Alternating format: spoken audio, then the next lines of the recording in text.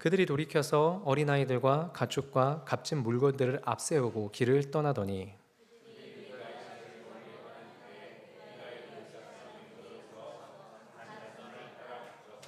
단 자손을 부르는지라. 그들이 얼굴을 돌려 미가에게 이르되 네가 무슨 일로 이같이 모아가지고 왔느냐 하니,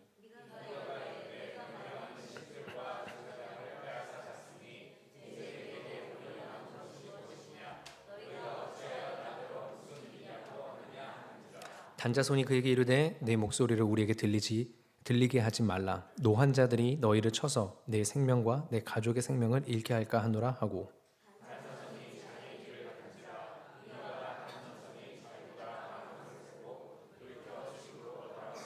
단자손이 미가가 만든 것과 그 제사장을 취하여 라이스에 이르러 한가하고 걱정 없이 사는 백성을 만나 칼날로 그들을 치며 그 성읍을 불사르되,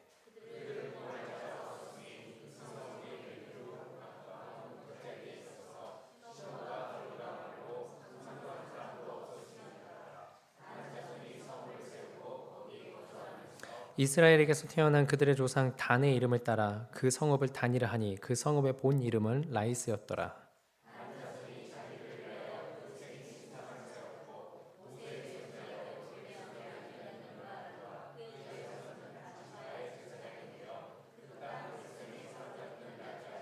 함께 읽겠습니다. 하나님의 집이 실로에 있을 동안에 미가가 만든 바 새긴 신상이 단 자손에게 있었더라. 아멘. 네. 제가 그 읽는 책 중에 너무 감탄이 나와서 몰래 이렇게 아껴 먹는 사탕처럼 이렇게 아껴서 읽는 책이 있습니다. 이게 발타자르 그라시안이라는 사람이 쓴 책인데 가장 세속적인 지혜라는 책입니다. 제목이 너무 확 끌리지 않습니까? 네, 가장 세속적인 지혜입니다. 근데 여러분 거기에 이런 문구가 있습니다. 자신의 생각을 늘 돌아보고 다시 점검하는 습관이 있으면 모든 일을 안전하게 처리할 수 있다. 그러니까 강한 확신으로 어떤 일을 해내는 사람은요, 주변 사람들에게 말로 명확하게 설명할 수는 없지만 어떤 신뢰감 그리고 카리스마를 발휘하게 됩니다. 그러나 사실 그렇게 강한 확신을 가지고 일을 하는 사람들도 내면에서는 수많은 자기 점검이 있기 마련입니다. 근데 보통 우리가 쉽게 빠지는 함정이 무엇이냐면 이런 자기 점검을 좀 귀찮아한다는 것입니다. 많은 에너지가 쓰이고 솔직히 나아가서 자기 자신을 점검한다는 것은 자기의 한계를 봐야 되는 거고 부딪혀야 되는 부분이기 때문에 매우 고통스럽고 좀 피하고 싶은 영역입니다. 그래서 우리가 자기 점검을 조금 미루거나 피하려고 하게 되는 경우가 있다는 것입니다. 말씀의 기준으로 자신을 점검하는 일, 그 일을 게을리하고 그 일을 피한 사사기 17장부터 오늘 읽은 18장 마지막 부분까지 등장인물들이 있습니다. 그들은 믿고 싶은 대로 믿으며 자기들이 어떤 결론을 마주하게 될지에 대해서 정확하게 생각하지 못하고 행한 그 이들입니다. 그들의 결론이 어떠한지 오늘 말씀과 함께 같이 살펴보도록 하겠습니다. 오늘 함께 읽은 본문인 사사기 18장과 앞장인 17장의 내용을 혹시 조금 이렇게 모르시는 분들이 있을까봐 조금 간략하게 요약을 하겠습니다. 사사기 17장에서는요, 미가라고 하는 사람이 나옵니다. 근데 이 사람이 자신의 어머니에게서 은을 훔칩니다. 어머니에게서 은 1,100개를 훔치는데 어머니가 은을 훔친 도둑을 저주합니다.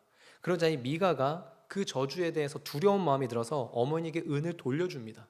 이 어머니가 미가가 범인이었는지 아는지 모르는지 모르겠지만 그 은을 찾았다는 것에 하나님께 기뻐해서 그 은으로 그 은 일부를 가지고 신상을 만듭니다.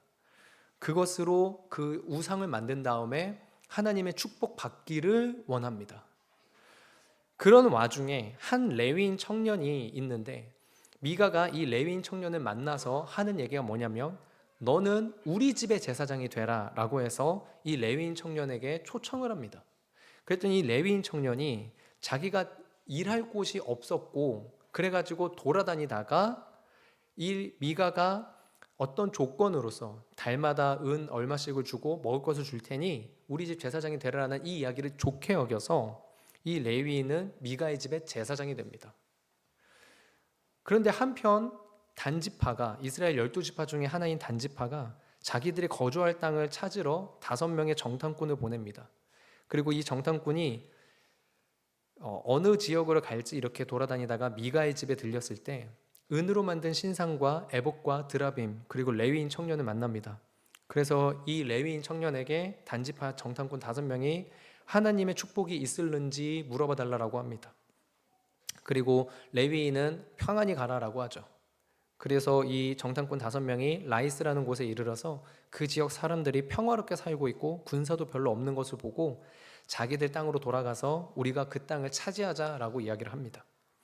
돌아온 정탐꾼의 이야기를 들은 단지파는 600명의 사람들을 보냅니다. 근데 정탐꾼이 왔던 길로 가다 보니 다시 또 미가의 집에 들리는데 거기에서 이 600명의 단지파가 은으로 만든 신상과 에봇과 드라빔을 강탈합니다. 그리고 레위인 청년에게는 한 집의 제사장으로 있지 말고 한 지파의 제사장이 되라라고 하면서 자기들과 함께 가자고 이야기합니다.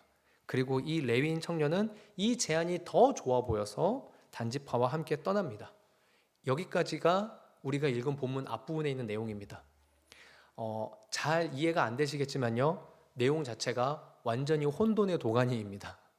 본래 레위인은 어느 한 가족의 제사장이 될 수도 없을 뿐더러 분명히 하나님께서 레위인은 여기에 거주하라고 여호수아를 통해서 이야기를 하셨기 때문에 레위인의 거주 지역이 정해져 있는데 이 레위인은 자기가 어딘가에 정착할 곳이 필요하다고 그 거주지를 떠나서 방황하고 있었던 거고, 미가와 그의 어머니는 하나님께 감사한다라고 하면서 은으로 신상을 만들어서, 십계명에서는 분명히 하나님께서 형상을 만들지 말라고 했는데 은으로 신상을 만들어서 그것을 집에 두고 하나님께 감사하다고 하면서 영광을 돌리고 있는데, 12지파 중에 하나라고 하는 단지파는 하나님이 주신 땅을 차지하고 점령하기보다는, 왜냐하면 그 땅에는 아모리 족속이 강력하게 있어서 사사기 1장에서 나와 있는 것처럼 산지에서 단지파가 내려오는 것을 허락하지 않아서 막고 있어서, 그래서 다른 지역을 찾아가고 있는, 그런데 그 다른 지역을 찾아가는 와중에 은으로 만든 신상을 보고 하나님께 영광 돌리기 위해서 그 신상을 강탈해가는, 여러분 정말 완전 혼돈의 도가니가 지금 우리가 보고 있는 17장과 18장에 있는 내용입니다. 이 이상한 행위들이 마구마구 있는 이 18장에 절정으로 치닫는 부분이 오늘 우리가 함께 읽은 본문입니다. 23절부터 26절입니다. 단자손을 부르는지라, 미가가 단자손을 부르는 겁니다. 그들이 얼굴을 돌려 미가에게 이르되 네가 무슨 일로 이같이 모아가지고 왔느냐 하니, 지금 미가는 자기 집에 있던 은으로 만든 신상을 빼앗기니까 자기 마을 사람들을 데리고 함께 온 겁니다. 마을 사람들을 데리고 왔더니 단지파 600명이, 칼을 차고 있는 사람 600명이 물어보는 겁니다. 왜 왔어? 미가가 이르되 내가 만든 신들과 제사장을 빼앗아 갔으니 이제 내게 남은 것이 무엇이냐? 너희가 어찌하여 나더러 무슨 일이라고 하느냐? 미가 입장에서는 억울하죠. 지금 왜 왔냐고, 니네들이 지금 내 거 빼앗아 가고 우리 집 제사장도 빼앗아 가는데 왜 왔냐고 물어본다고? 미가는 화가 났는데 이 단지파가 어떻게 행동합니까? 25절입니다. 그에게 이르되 네 목소리를 우리에게 들리게 하지 말라. 노환자들이 너희를 쳐서 네 생명과 네 가족의 생명을 잃게 하노라 하고. 여러분 놀라운 건 지금 단지파가 협박을 하고 있는 겁니다. 야 조용히 해. 네 목소리 한 번만 더 들리면 너도 죽지만 네 가족도 죽여버릴 거야. 여러분 지금 단지파가 거의 양아치 짓을 하고 있는 거죠. 26절에 뭐라고 나냐면 단자손이 자기 길에 간지라 미가가 단자손이 자기보다 강한 것을 보고 돌이켜 집으로 돌아갔더라. 여러분 지금 단지파의 이 행위는 이스라엘의 12지파 중에 하나라고 하는, 하나님의 백성이라고 하는, 하나님의 백성다운 모습은 절대 아닙니다. 그런데 이들의 행위가 어떠했는지 총정리한 것이 27절에 이렇게 나와 있습니다. 단자손이 미가가 만든 것과 그 제사장을 취하여 라이스에 이르러 한가하고 걱정 없이 사는 백성을 만나 칼날로 그들을 치며 그 성읍을 불사르되, 단지파가 미가가 만든 우상들 그리고 그 제사장을 가졌고 라이스에서 평화롭게 살고 있는 자들을 모두 죽이고 성읍을 불살랐다는 겁니다. 여러분, 그러면서 이들이 한 행동이 무엇입니까? 이제부터 여기 이름은 우리 조상의 이름을 따서 단이다 라고 이야기하는 겁니다. 여러분, 이것이 무슨 의미냐면요, 이들은 이 모든 일이 하나님의 뜻과 축복대로 행하는 일이라고 여기고 있다는 겁니다. 자기들의 조상은 믿음의 조상, 하나님께 택함 받은 믿음의 조상이 그 조상의 이름을 땄다라는 것 자체가 우리는 지금 하나님이 주신 말씀대로 행하고 있다, 하나님의 뜻대로 행하고 있다, 이건 하나님께 복을 받는 일이다, 가나안 이 이방인들을 진멸시키는 걸 하나님이 기뻐하시는 일이다 라고 하면서 자기네들이 어떤 잘못을 하고 있는지 돌아보지도 못하고 돌아볼 생각도 안 하고 돌아볼 기준도 찾지 못하고 있는 것입니다. 여러분, 이것을 통해서 우리가 기억해야 될 점이 한 가지가 있습니다. 그것이 무엇이냐면, 믿고 싶은 대로 믿는 신앙은 열심을 내면 낼수록 분별력을 잃어가고 심판으로 향한다는 것입니다. 사사기 17장에서부터 이어진 이 이야기에 등장하는 모든 등장인물들은 자기들의 행위를 말씀에 비춘 사람이 단 한 명도 없습니다. 미가도, 그의 어머니도, 레위인 청년도, 그리고 단지파도, 그 누구도 말씀을 기준으로 자기들의 행위를 돌아보지 않습니다. 그러한 행위를 아예 그냥 그러니까 아예 그냥 생각 자체를 안 하고 있습니다. 이들은 모두 자기들이 복을 가질 수만 있다면, 이 땅에서 더 나은 조건을 취할 수만 있다면 스스럼 없이 어떠한 일이라도 행하는데 거기에다가 하나님의 이름으로 행합니다. 이 땅의 이름은 우리 조상의 이름을 따서 단이다. 우리가 가는 길에 하나님의 축복이 있을지 한번 확인해 봐라. 여기는 하나님이 우리에게 주신 땅이다. 분별력이 없으니 자기들이 원하는 복을 가지기 위해서 세상과 똑같은 방법을 취합니다. 600명이 힘으로 강탈하고 빼앗고 죽이고 불태우는 것입니다. 여러분, 이 일들이 가능한 한 가지 이유가 무엇이겠습니까? 분별력 없는 이 사람이 분별력 없는 사람들과 함께 모여있기 때문에 가능한 것입니다. 레위인 미가도 분별력이 없었고 레위인도 분별력이 없었는데 단지파도 분별력이 없습니다. 이 분별력 없는 사람들끼리 모여서 자기들이 믿고 싶은 대로 믿는 사람들끼리 모여서 이게 하나님이 우리한테 주신 축복이야, 이거면 되지 뭐, 이렇게 해도 괜찮아 라는 식으로 세상과 똑같은 방법을 쓰는데 이거 하나님이지, 하나님이 행하신 일이지, 하나님의 축복이지 라고 하고 있다는 것입니다. 여러분, 미가와 레위인 청년이 함께하는 것이 우연이겠습니까? 레위인 청년과 단지파가 함께하는 것이 어쩌다 일어나는 일이겠습니까? 아니요, 절대 아닙니다. 왠지 아십니까? 믿고 싶은 대로 믿는 사람들은요, 똑같은 사람들하고만 어울릴 수밖에 없기 때문입니다. 아까 제가 서론에 이야기했듯이 자기 자신을 돌아보고 점검한다는 것은 자기 자신의 한계를 봐야 되는 일입니다. 한계를 본다는 이야기는 뭐냐면 내가 무엇이 잘못됐고 무엇이 틀렸고 내 안에서 무엇인가를 개선해야 되는지를 봐야 된다는 겁니다. 근데 여러분, 사람은 기본적으로 틀렸다라는 말을 듣고 싶어 하지 않습니다. 잘못됐다는 말을 듣고 싶어 하지 않습니다. 지적하는 것에 대해서 강한 반발심을 가집니다. 그리고 역사상 그 어느 시대보다 지금 시대가 강력하게 지적을 반발하는 시대입니다.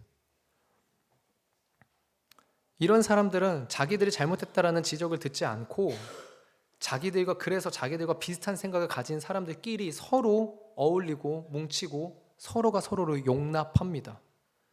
괜찮아, 그럴 수 있지. 여러분, 이 말이 참 귀한 말입니다. 참 귀한 말입니다. 근데 문제가 뭐냐면 이 말만 듣기 원하는 것은 잘못된 것이라는 겁니다. 이 말은 너무나도 귀한 말입니다. 우리가 서로를 용납할 수 있는 말이기 때문에 해야 됩니다. 부모는 자녀에게 해야 됩니다. 자녀들은 부모님에게도 해야 됩니다. 친구들에게도 해야 되겠죠. 선후배 간에도 직장 동료 간에도 해야 됩니다. 괜찮아, 그럴 수 있어. 이 말은 정말로 해야 됩니다, 우리가. 근데 이 말만 들으려고 하는 것은 너무나도 잘못된 것입니다. 아니, 목사님, 예수님은 죄인들을 위로하고 품어주지 않았습니까? 그런데 이 교회는 사랑이 없습니다. 여러분, 저 정말로 이런 말 하는 분들 많이 만났습니다. 많이 만났었습니다. 그런데 여러분, 분명히 성경은 말합니다. 주님은 우리를 있는 모습 그대로 사랑하십니다. 그렇지만 그 모습 그대로 살라고 한 적은 없으십니다. 우리를 있는 모습 그대로는 사랑하시지만 그 모습 그대로 살라고 하신 적은 단 한 번도 없습니다. 여러분, 가늠하다가 현장에서 잡힌 여인이 있습니다. 그 여인에게 주님이 심판을 말하십니까? 저주를 말하십니까? 아니요. 너를 참소하던 자들, 너를 정죄하던 자들, 너를 지적하던 자들 지금 어디 있냐? 여인이 말합니다. 아무도 없습니다. 우리 주님 뭐라고 하십니까? 나도 너를 정죄하지 않는다. 나도 너 정죄하지 않는다. 그래, 너가 그럴 수 있어 라고요. 근데 우리 주님 거기에서 끝나지 않으십니다. 그 뒷말이 무엇입니까? 가서 다시는 죄를 범하지 말아라. 분명히 우리 있는 모습 그대로 사랑하시지만 그 모습 그대로 살라고 한 적은 단 한 번도 없으십니다. 그런데 우리가 너무나도 그냥 그 말만 듣고 싶어 하는 겁니다. 위로만 받고 싶어 하는 겁니다. 말씀에서, 교회에서 위로가 필요합니다. 이 시대에 너무나도 위로 필요합니다. 우리 청년들 진짜 많이 지쳐 있고요. 우리 지금 다음 세대라고 하는 중고등부 아이들, 초등부 여러분, 제가 여기 앞에서 솜사탕 나눠주는데 애들이 뭐라고 하면서 가는 줄 아십니까? 몇몇 애들은 학원 가야 돼요. 아니, 솜사탕 하나 받아가는데 5초면 되고 여기에서 교회에 들렸다 가는 거 진짜 2분이면 되는데 괜찮아, 가져가. 물론 아이들이 그냥 받기 싫어서 하는 말일 수 있죠. 근데 그 아이들한테 물어보거든요. 제가 학원 몇 개 다녀? 하는 얘기가 7개를 다닌대요. 초등학교 5학년짜리 애가 학원을 7개를 다닌대요. 여러분, 진짜 위로가 필요한 세대입니다. 정말로 위로가 필요한 세대가 맞습니다. 그런데 우리 장년분들도 너무나도 위로가 필요한 세대죠. 그렇지만 위로만 원하는 모습은 안 됩니다. 내가 믿고 싶은 대로, 내가 듣고 싶은 대로, 그런 기독교가 아니라 말씀에서 말하는 주님을 만나고 그 앞에 서야만 하는 줄로 믿습니다. 그렇지 않으면 열심을 내면 낼수록 오히려 그 열심이 심판으로 가게 됩니다. 이어서 살펴보게 되는 두 번째는요, 이게 어쩌면 더 큰 저주일 수도 있는데, 믿고 싶은 대로 믿는 신앙은 신앙의 전수가 끊어지게 된다는 겁니다.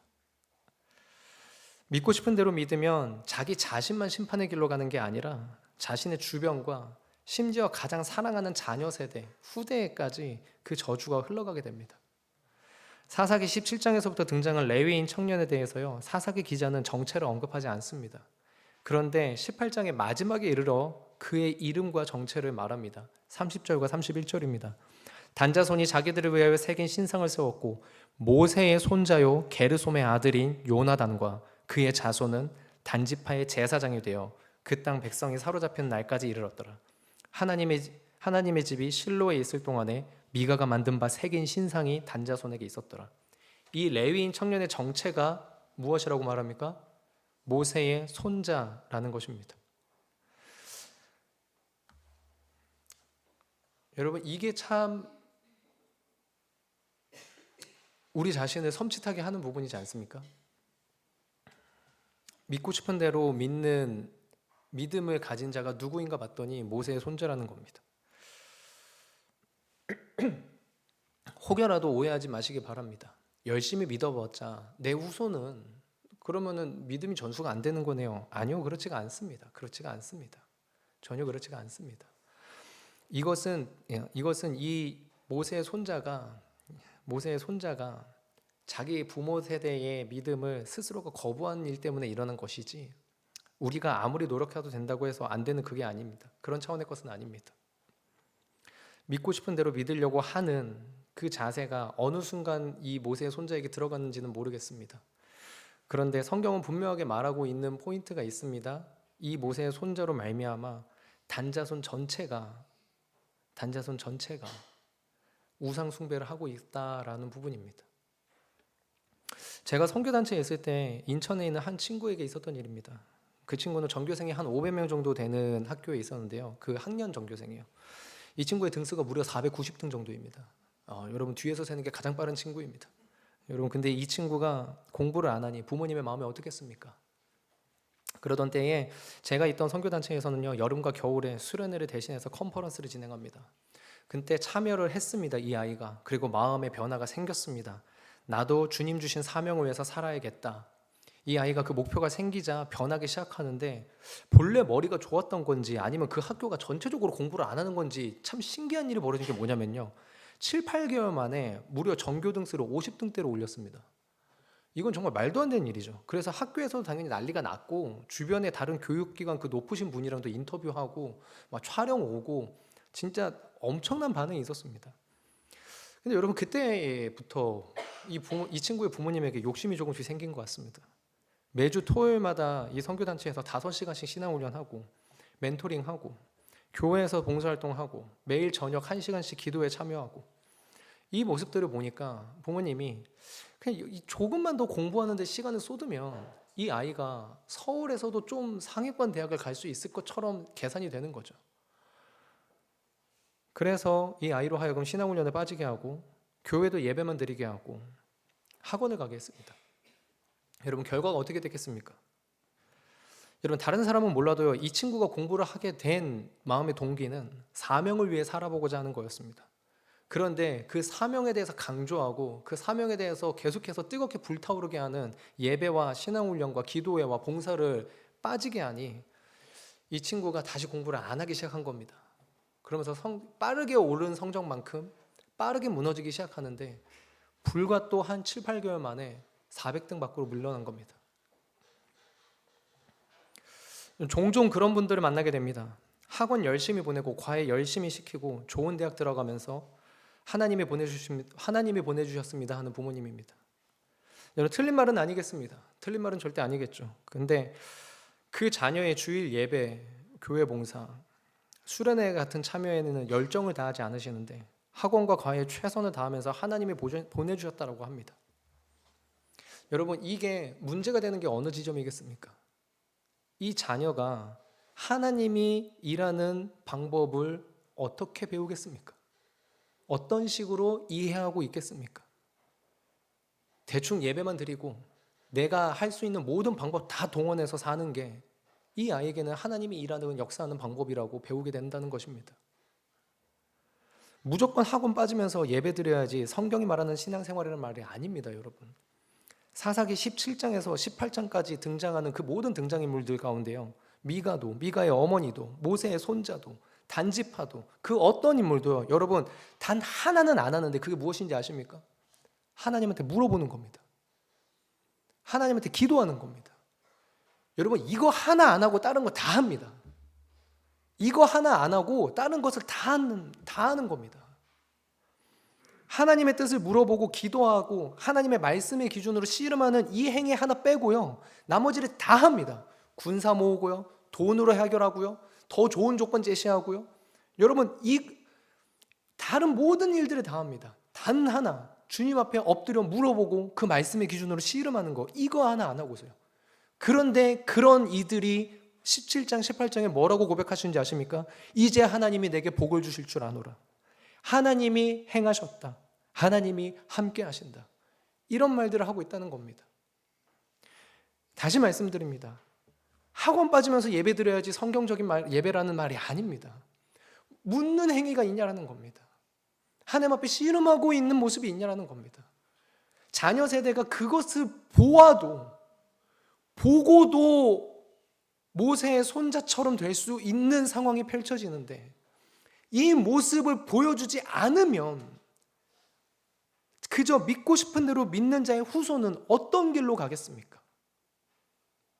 이것을 철저하게 지키면서 살았던 모세의 손자도 이러한데 그저 내가 원하는 축복을 얻고자 믿고 싶은 대로 믿는 자의 후손은 그 결말이 어떠하겠습니까? 제가 서론에 이야기했던 책에 이런 문구가 또 있습니다. 다른 능력은 많고 적음의 문제지만 분별력은 있고 없음의 문제다. 다른 모든 능력은 많고 적음의 문제일 수 있지만 분별력은 있고 없음의 문제다. 여러분 우리 모두가 다 100% 성경에 맞는 분별력을 가진 사람일 수는 없습니다. 아마도 정말 그거는 매우 어려울 거라고 봅니다. 그렇지만요, 우리 모두가 다 말씀을 붙잡고 씨름하는 사람은 될 수 있습니다. 그래서 때때로 잘못된 선택을 할 수도 있고 좀 손해보는 길로 갈 수도 있습니다. 그런데 로마서 8장에 주님 말씀하신 것처럼 모든 것이 합력해서 선을 이루게 하시는 그 근본은 우리가 이 말씀 앞에서 씨름하고 있는 여기에서부터 시작된다는 것입니다.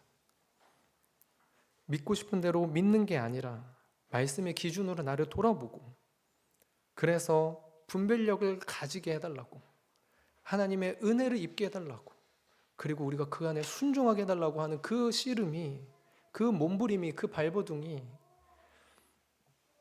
우리로 하여금 하나님의 은혜 가운데 거하게 한다는 것입니다.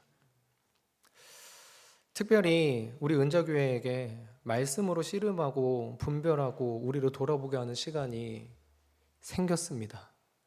무엇이겠습니까? 다음 주 월요일입니다. 여러분, 다음 주 월요일부터 우리 특별 새벽 기도회가 매일 있지 않습니까? 우리 월요일부터 금요일까지. 우리가 특별히 또 진짜 여러분 이 책자를 집에 가져가셔서 미리 읽어보셨습니까?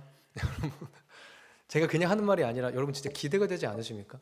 제목만 읽어보는데, 그리고 여기 이렇게 한 문장씩 이렇게 해놓은 거 읽어보면 오 이랬나라고 하면서 제목부터가 나에게는 길이 없지만 하나님에게는 언제나 길이 있다. 여러분 기대가 되지 않으십니까? 진짜 어떻게 하나님이 나한테 말씀하실까? 물론 여러분 그 말씀이 좀 많이 아플 것 같긴 합니다. 네, 많이 아플 것 같긴 합니다. 그렇지만 우리가 함께 주의 말씀 앞에서 씨름하며 나아갈 수 있는 기회가 왔습니다.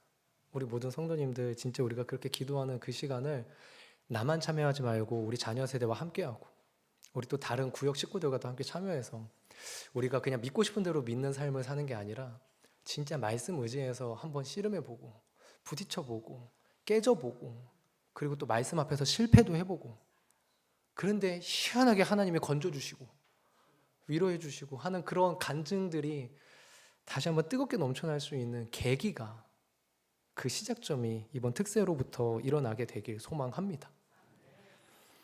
기대되십니까? 정말로 기대되십니까? 그러면 우리 이 시간 같이 함께 기도하면서 나아갔으면 좋겠습니다. 우리